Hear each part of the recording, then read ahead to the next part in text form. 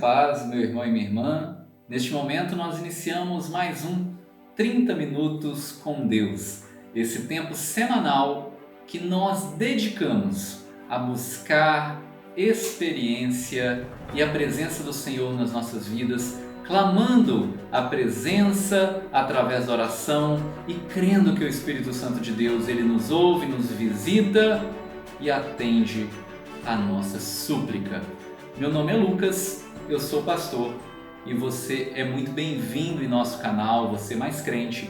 Se você tem desejo de participar de mais momentos como esse, inscreva-se aqui embaixo, ative o sininho para que a cada devocional, 30 minutos com Deus, palavra, pregação que for disponibilizada, você possa, junto conosco, ter essa experiência espiritual.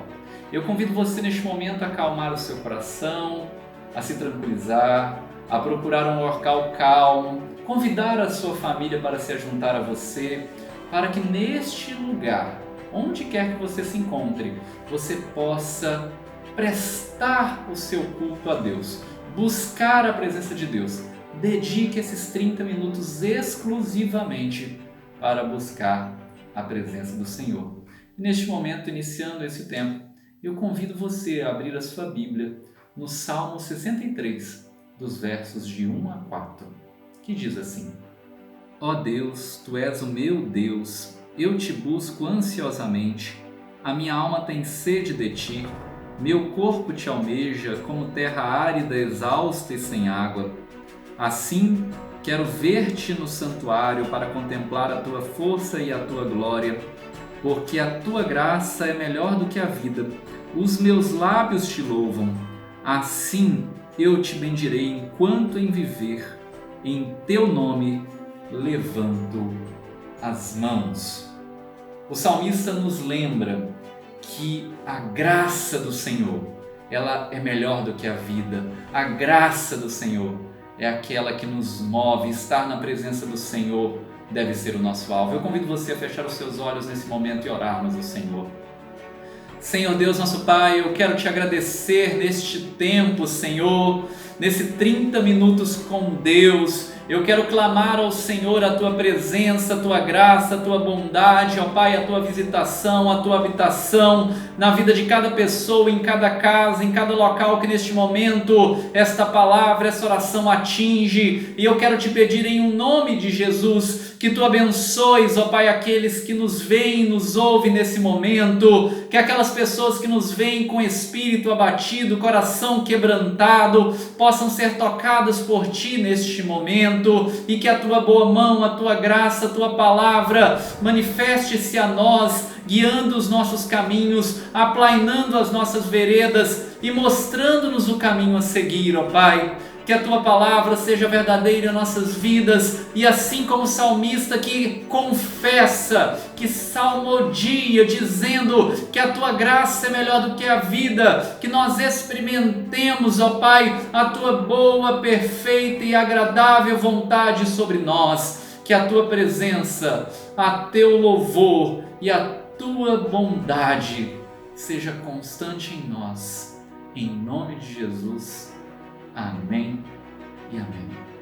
Eu convido você agora, neste momento, a louvar a Deus, a adorá-lo, através de algumas canções que nós iremos ter neste momento. Se você puder, louve a Deus, não apenas assista, não apenas ouça, mas louve, cultue e adore ao Senhor, porque Ele é merecedor do meu e do seu louvor. Cumprimento os irmãos, a paz do Senhor. Nós somos o Ministério de Louvor da Igreja Metodista. Estamos aqui para poder convidar você a estar diante da presença do Senhor, diante da palavra do Senhor, neste lugar, neste tempo. Então eu convido você a estar de coração aberto para o que Deus quer falar para você neste lugar. Eu quero convidar você a sentir o desejo de conhecer Jesus neste tempo, neste lugar. Meu orgulho me tirou do jardim, sua humildade colocou jardim em mim, seu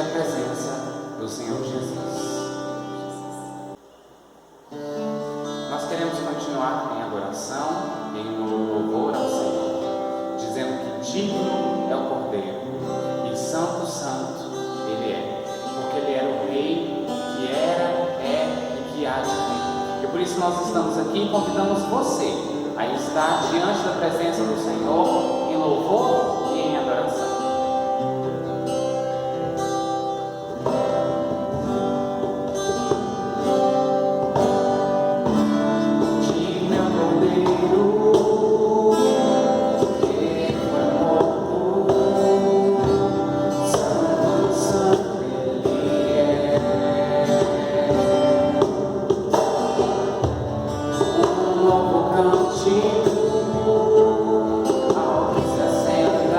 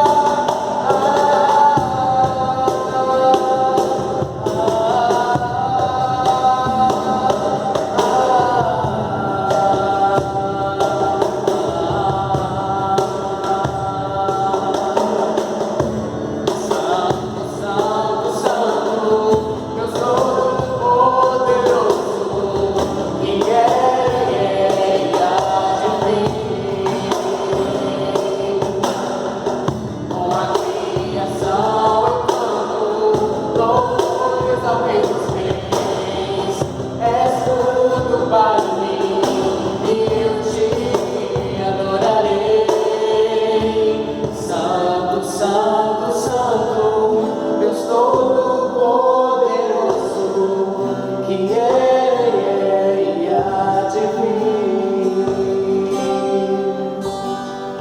Com a criação eu canto louvores ao Rei dos Reis. És tudo para mim e eu te adorarei.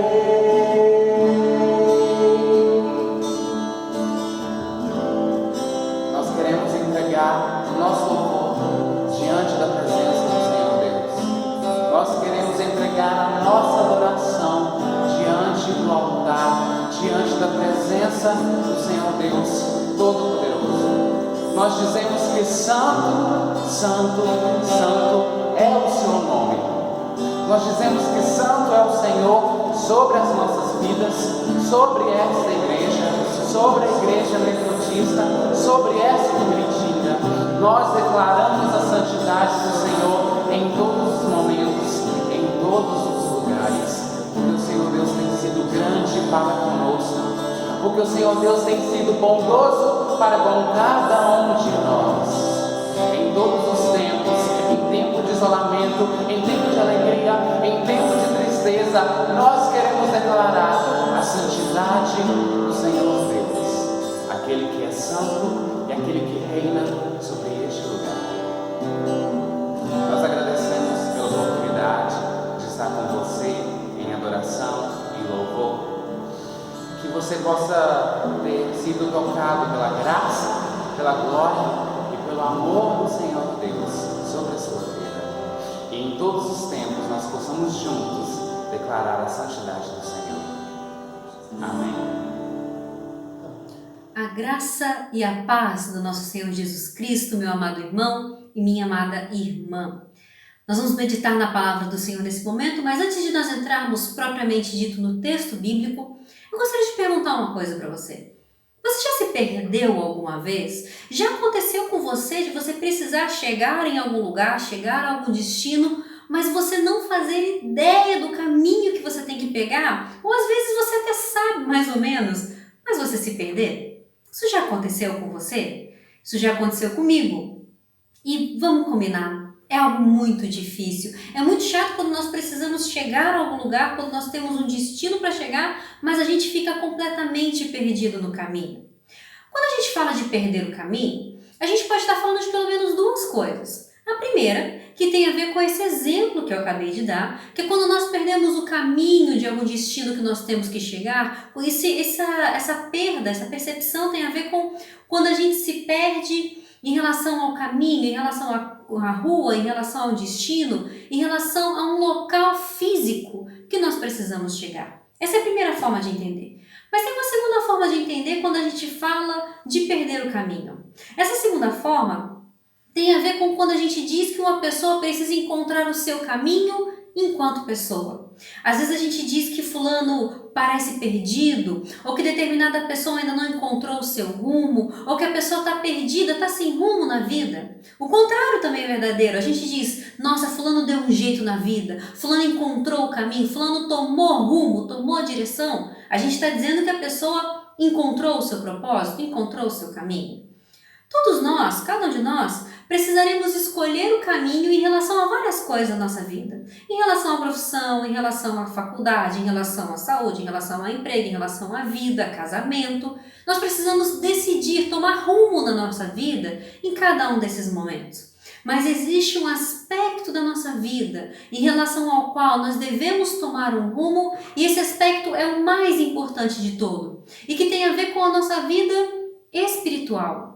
Todos nós, cada um de nós, precisaremos em algum momento da nossa vida escolher um caminho no que se refere à nossa vida espiritual, escolher um caminho no que se refere à nossa alma. Em cada um de nós, em determinados momentos, nos encontraremos com bifurcações. Bifurcações são aquelas imagens, aquelas situações em que nós temos um caminho à direita, à esquerda, um caminho de um lado, um do outro, e que nós precisaremos escolher qual caminho seguir, escolher qual caminho chegar. Cada um de nós precisa saber o caminho, precisa escolher o caminho, precisa tomar um rumo na vida, sobretudo no que se refere à nossa vida espiritual. E a questão é, como saber qual é o caminho? Como saber se estamos no caminho certo? Nós vamos descobrir a resposta para essa pergunta a partir do Evangelho de João, capítulo 14, versículos 1 até o 6. Que o coração de vocês não fique angustiado. Vocês creem em Deus, creiam também em mim. Na casa de meu pai há muitas moradas. Se não fosse assim, eu já lhes teria dito, pois vou preparar um lugar para vocês. E quando eu for preparar um lugar, voltarei e os receberei para mim mesmo, para que onde eu estou, vocês estejam também. E vocês conhecem o caminho para onde eu vou. Então Tomé disse a Jesus: não sabemos para onde vai, Senhor. Como podemos saber o caminho? Jesus respondeu: eu sou o caminho, a verdade e a vida. Ninguém vem ao Pai senão por mim. Meus irmãos e minhas irmãs, nós acabamos de ler um dos mais belos textos bíblicos, um dos mais completos textos bíblicos no que se refere à obra de Jesus. Mas vamos entender um pouco o contexto, o que está acontecendo nessa conversa entre Jesus e os seus discípulos.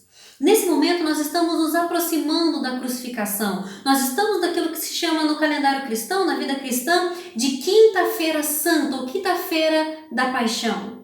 Nesse momento, os discípulos sabem que algo está para acontecer, embora eles ainda não tenham muita clareza do que é, e Jesus sabe, a cruz se torna uma realidade, e os discípulos sabem, eles estavam em Jerusalém, onde eles haviam arrumado muitos problemas. Nesse cenário de tensão, nesse cenário de preocupação, o Senhor Jesus começa dizendo para os discípulos: não se turbe o vosso coração, não se preocupem, não se angustiem.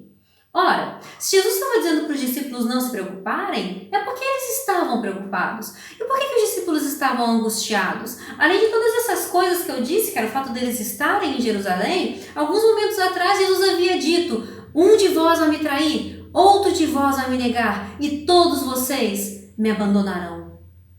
No meio desse clima, dessa tensão, eu acredito que os apóstolos, que os discípulos começaram a ficar inseguros em relação a consigo mesmos, inseguros em relação, de repente, à sua própria salvação, à sua própria esperança de vida eterna. E aí, nesse momento, o Senhor Jesus começa a confortar, a consolar, a animar os seus discípulos através dessa palavra. Só que os discípulos estavam tão preocupados que Tomé, ao invés de receber essa palavra de consolo, ao invés de confiar na graça de Deus, ao invés de confiar na obra do Mestre, quando Jesus diz: olha, eu vou até determinado lugar, vou preparar um lugar para vocês e voltarei, e vocês vão estar comigo. O Tomé diz: Senhor, a gente não sabe para onde o Senhor vai. Como é que a gente vai saber o caminho? Se a gente não sabe o destino, como é que a gente vai saber que lugar tomar? Senhor, me fala para onde o Senhor vai. Eu anoto o endereço e chego lá. Nesse momento, Jesus responde que Tomé não conseguiria chegar lá sozinho. E que, na verdade, Tomé estava confuso, porque o caminho, a verdade e a vida é o próprio Jesus. No caso, o caminho, a verdade e a vida que conduz ao Pai, o local é a própria presença de Deus. Vamos entender um pouco mais o que significa Jesus ser o caminho, a verdade e a vida.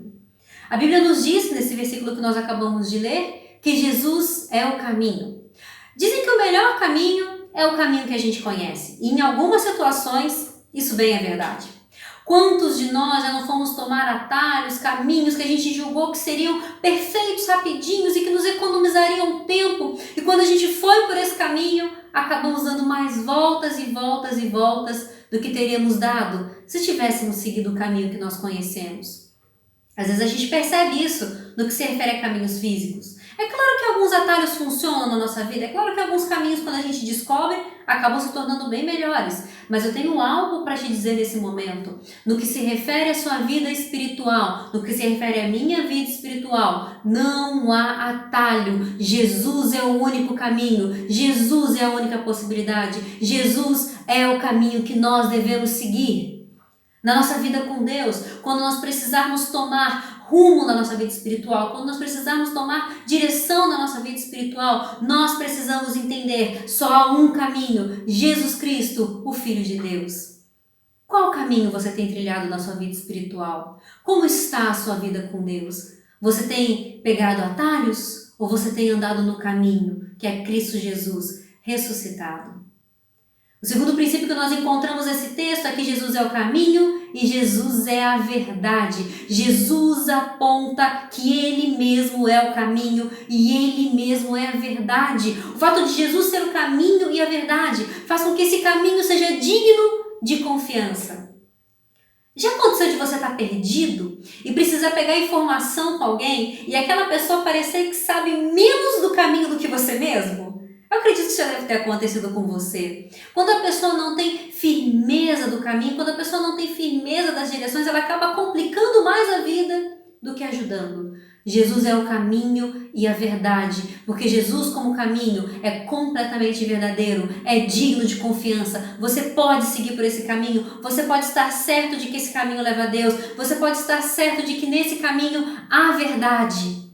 Jesus é a verdade que nos liberta. Esse caminho de Jesus, que é o caminho da verdade, nos traz com a verdade a verdadeira liberdade. O que é liberdade? É sair fazendo o que dá na telha? É sair sendo escravo das suas próprias vontades? É sair sendo escravo das suas próprias paixões? Verdade, verdadeira liberdade é poder fazer escolhas corretas, escolhas baseadas nos princípios e na palavra de Deus. E é isso que Jesus é para nós. Jesus é o nosso caminho e Jesus é a verdade. Mas Jesus é também a vida em nossas vidas. Jesus, Ele é a vida, Ele é a verdadeira vida, Ele é a vida eterna, Ele é a vida abundante. Deus tem para nós vida eterna, Deus tem para nós vida abundante, Deus tem para nós a verdadeira vida que existe na cruz do Calvário. Até mesmo as nossas vidas, quando passamos por dificuldades e tribulações, se nós estamos desfrutando da vida que há em Jesus Cristo, nós sabemos o que é respirar de verdade, nós sabemos o que é ter segurança de verdade, nós sabemos o que é de fato estar vivos, porque enquanto nós estamos em nossos pecados, nós estamos mortos. Enquanto nós estivermos em nossos delitos, afastados de Deus, nós parecemos que estamos vivos, mas estamos mortos. Jesus, Ele é o caminho, a verdade e a vida. E o destino para o qual o caminho, a verdade e a vida nos levam é apenas um: o Pai. O destino que nós temos ao caminhar com Jesus, o destino que nós temos ao conhecer Jesus, o destino que nós temos a nos relacionar com Jesus é os braços do nosso Deus, que é Pai amoroso e poderoso para nos segurar e para nos sustentar neste momento. Meus irmãos e minhas irmãs, creia, Jesus é o caminho, a verdade e a vida. E nós precisamos disso, porque sem o caminho não há como ir, sem a verdade não há o que saber e sem a vida não há o que viver.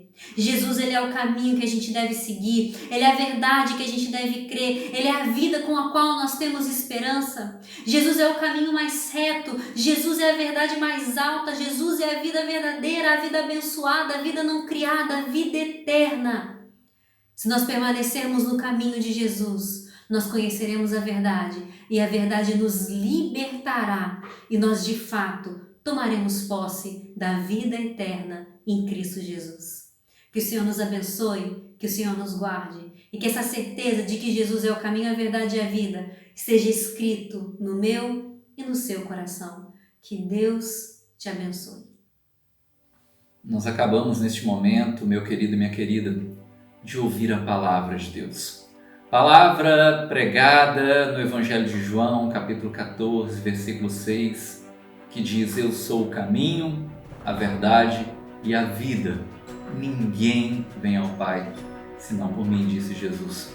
Palavra essa poderosa que nos convida a mudança de vida, nos convida a mudança de foco, porque aquele e aquela que sabe que Jesus é o caminho, a verdade e a vida, muda seu rumo, muda sua direção.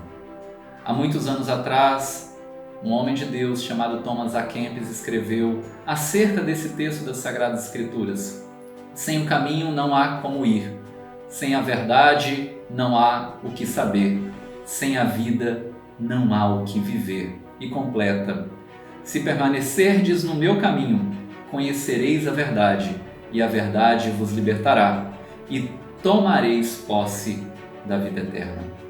Que essa frase, que esse resumo desse texto da Sagrada Escritura seja verdade na sua vida. Neste momento, eu convido você a orar. Orar pelo seu pedido, coloque neste momento a sua intenção diante do Senhor. Coloque nesse momento a sua petição, a sua súplica diante do Senhor. Senhor Deus, nosso Pai, eu clamo ao Senhor neste tempo.